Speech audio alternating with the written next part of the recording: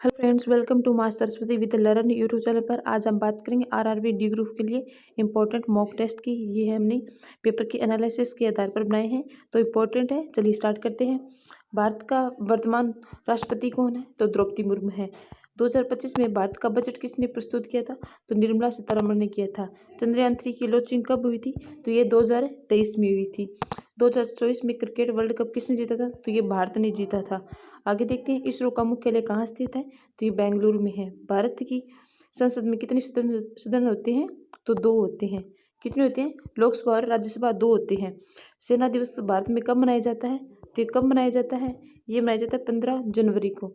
COP29 सम्मेलन 2025 का आयोजन कहाँ हुआ था? तो ये कहाँ हुआ था? अजरबैजान में हुआ था। ठीक है, कहाँ हुआ था? अजरबैजान में था।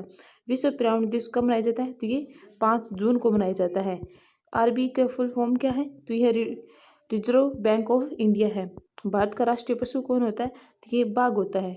ठीक है, कौन होता है? बाघ होता है। जीडीपी का फुल फॉर्म क्या होती है? ग्रॉस डोमेस्टिक प्रोडक्ट होती है। आत्मनिर्भर भारत योजना किस वर्ष स्टार्ट की थी? ये इम्पोर्टेंट है। ठीक है, ये है होती है 2020 में। भारत की पहली महिला प्रधानमंत्री कौन बनी थी? तो इंदिरा गांधी बनी थी। कौन बनी थी? इंदिरा गांधी बनी थी। मेक इन इंडिया अभियान का प्रतीक कौन सा जानवर होता है? ये कौन है? तो ये होता है शेर होता है। नीति आयोग का गठन कब हुआ था? तो ये 2015 में हुआ था और इसकी घोषणा हुई थी 2014 में हुई थी। मानव शरीर में सबसे बड़ा अंग कौन सा होता है? तो ये त्वचा होती है। पानी का रासायनिक सूत्र क्या होता है? तो H2 होता है। आपको ये पूछ सकते हैं पानी का बाहरी सूत्र क्या होता है? तो उसे हम D2 लिखते हैं। ठीक है, क्या लिखते हैं? D2 लिखते हैं। डीएनए का फुल फॉर्म क्या होता है? तो डीऑक्सीराइबोन्यूक्लिक एसिड होता है। सूर्य के निकट सबसे नज़दीक ग्रह कौन सा होता है? तो ये होता है बुध। ठीक है, कौन होता है? बुध होता है। बिजली के बल्ब का आविष्कार किसने किया था? थॉमस एडिसन ने किया था। किसने किया था? थॉमस एडिसन ने किया था। ये इम्पोर्टेंट है। बर्मी भारत की किस पड़ोसी देश की राजभाषा होती है? तो ये म्यांमार की है। ठीक है, कंप्यूटर का मस्तिष्क किसे कहा जाता है? तो हम सीपीयू को कहते हैं। सीपीयू की फुल फॉर्म क्या होती है? तो सेंट्रल प्रोसेसिंग यूनिट होती है।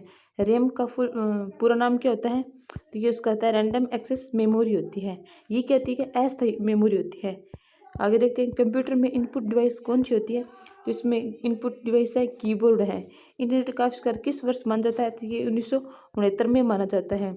1 गीगाबाइट में कितनी MB होती है? तो 1024 होती है। भारत के वर्तमान प्रधानमंत्री कौन है? ये तो सबको पता है, बट हम फिर भी पढ़ते हैं। नरेंद्र मोदी है। G20 समिट 2025 की मेजबान किस देश ने की थी? तो किसने की थी? ये की थी ब्राज़ील ने की थी। भारत का सबसे बड़ा राज्य क्षेत्रफल के अनुसार कौन सा है? तो ये राजस्थान होता है। दुनिया का सबसे तेज सुपर कंप्यूटर कौन सा है 2025 में? तो ये मोस्ट इम्पोर्टेंट है। ये 14 ईयर होता है। ठीक है, 400 ईयर है। कंट्रोल प्लस एस का मतलब क्या होता है? तो इसका सेव होता है। ठीक है, आगे देखते हैं, भारत का पहला उपग्रह कौन सा था? तो आर्यभट्ट था। लाल रक्त कणिका में कौन सा तत्व होता है? कौन सा तत्व होता है? तो इसमें आयरन होता है। बिजली की माप की इकाई क्या होती है? तो ये क्या होती है? ये होती है वोल्ट होती है। MS वर्ड किस प्रकार का सॉफ्टवेयर होता है? तो ये एप्लीकेशन सॉफ्टवेयर होता है। एप्लीकेशन सॉफ्टवेयर में MS Word, MS PowerPoint, MS Excel, ये भी एप्लीकेशन सॉफ्टवेयर है। ग्लोबल वार्मिंग का मुख्य कारण क्या है? ग्रीन गैसें हैं। ठीक है, जिसमें CFC होगी, कार्बन डाइऑक्साइड होगी, ये होती है।